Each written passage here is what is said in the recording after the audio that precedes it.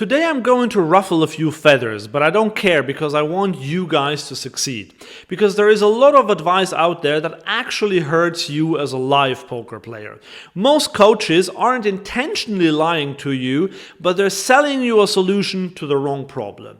So today I'm going to reveal the truth about what actually makes money in live poker and why most training content is leading you down the wrong path. And by the end of the video, you will know how you can actually learn to become better and stack more chips. My name is Andreas Wagner, I'm a live poker coach, and therefore I specialize in teaching skills that are important specifically for live players. Okay, let me ask you something. When was the last time you saw someone pull out a calculator at a live poker table? Yet somehow, most poker training videos look like a math lecture. But here's what these coaches won't tell you. Most winning live low-stakes players couldn't tell you what MDF stands for if their life depended on it. But they're still crushing the games. Why? Because they understand something that these online coaches have forgotten. Live poker isn't about perfect GTO play. In fact, live poker has a way of laughing at your perfectly planned theoretical strategy. It's about exploiting massive obvious leaks in your opponent's game. And these leaks have nothing to do with whether you're betting 33 or 37% of the pot. Now, don't get me wrong, some very basic math is absolutely necessary to succeed in any form of poker. You need to know how to calculate pot odds and your outs to improve to a flush or a straight with one more card to come. But beyond that, it's just vanity. Live poker isn't about solving a math problem, it's about punishing bad players and making sure they happily donate their chips to you all night. Most live players are either playing way too loose, calling down with garbage, or they're making other massive blunders left and right. Learning how to exploit these players is what will put dollar bills into your wallet, not learning the perfect bluffing ratios in a river spot. Because let me paint you a real picture of live poker. There's the businessman who's down $800 and playing every hand. There's the retired guy who last bluffed when Christopher Columbus set out to discover India. And there's the young kid trying to pull off fancy moves he saw on YouTube. These are your opponents, not solver-trained robots, real people with real tendencies and real emotions. But instead of teaching you how to crush these players, poker coaches are teaching you how to play perfectly against other perfect players. It's like learning martial arts to fight a ninja when your actual opponent is a drunk guy swinging wildly at the bar. And now, here is the most dangerous lie, that you need to spend thousands on training sites and solver software before you can win at live poker. The truth, far from it. A lot of that training is actually making you worse at live poker. Why? Well, as I said, because it's training you to play a completely different game. It's like practicing chess when you're actually going to play checkers. I'm still very happy that I learned the basics of GTO play, but when I first started implementing those strategies, my live game took a hit.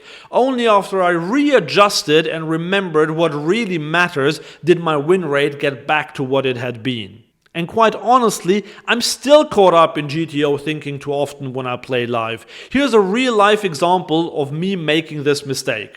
I played in a juicy 1-3 game and I opened Ace-King offsuit to 15 in late position. The big blind, a drunk calling station, called. The flop came King 9-6 with 2 hearts. What did I do? I c-bet around half pot because that is the most used size in GTO in this spot. Was that bad? Well, it wasn't terrible, but I knew that this guy would call an overbet with second pair, with a flush draw, a straight draw, maybe even a gut shot. I could have made it 45 into the pot of 31 and he would probably have called with a weaker hand. I'm going to show you in a minute how you can actually beat the guy swinging wildly at the bar and his friend falling asleep over his beer and their mate who's just here to tell bad beat stories. But first let me tell you one thing about poker theory. I don't want to say that studying theory is bad. Quite the opposite. If you haven't mastered the fundamentals, then you need to spend many hours learning and practicing them. If you don't have the fundamentals, at least on a basic level, you shouldn't even risk your money in a card room. You have to know roughly what hands you should open in a certain spot, what hands to call with in others, and what your pot odds are when villain bets half pot. You have to understand why certain hands want to bet or check or raise or call. Solvers like GTO Wizard can be very valuable for that. And there is lots of free material out there that teaches you exactly these fundamentals for free.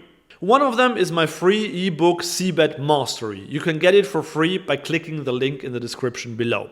But what you don't need is waste time thinking about blockers and minimum defense frequencies when old man coffee decides to re-raise you on the river once the flush comes in.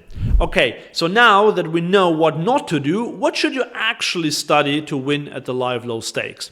I teach these strategies in most of my videos on this channel, and I will leave a link to a video where I talk about my favorite 5 exploitative strategies at the end of this video. But let's dip into some simple concepts that can increase your win rate significantly.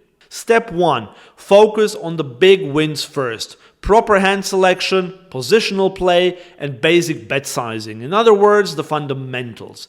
Beyond that, one of the most important things you can do at the table is step 2. Profile every player. You can do a quick profiling already in the first 2 orbits and then refine your views with every action after that. How do you profile players? The very first thing I do is trying to establish if someone is a recreational player or a reg.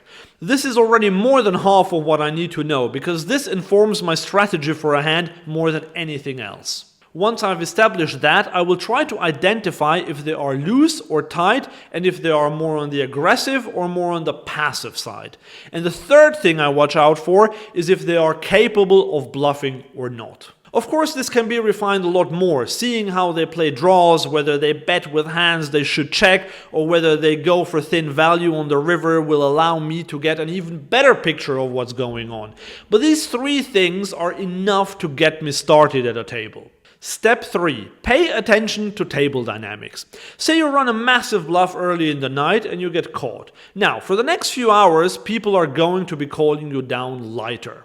That means you need to adjust. Tighten up, stop bluffing, and start hammering them with thin value bets. On the flip side, if you've been playing tight all session and suddenly make a big river bet, most observant players will just believe you and fold. That's when you can start mixing in more bluffs, but only against the right players. In online poker, especially if you play a fast fold variant, these factors will be a lot less important. But in live poker, it isn't just about the cards. It's about the image you're projecting and the emotions your opponents are feeling. They are the heroes of their own story. If you ignore that, you're missing out on a huge edge. This is far more valuable than knowing what percentage of the time you should bluff in a certain spot. So, it's crucial to start paying attention to the game beyond just the hands you play. Watch how people react to big bets, notice who's scared money, who's tilting, and who's there just to have fun. The more you understand the human side of poker, the more money you'll make. The problem with all this is that it's very hard to teach. A lot of it comes either from a natural intuition or so-called talent, or from experience. Experience is king in live poker. You can't just watch training videos and expect to crush. You need to be in the trenches, observing, adjusting, and figuring out what works. There is no shortcut for this, and that's why most coaches will stick to math and fundamentals. But there is actually one thing that anyone can learn. Even if you're not very experienced and even if you struggle with player profiling, there is this one shortcut. You can learn how the player pool tends to play at 1-2 and 1-3, and you can learn how to exploit those tendencies. And if you want to learn just that, then you should watch this video here.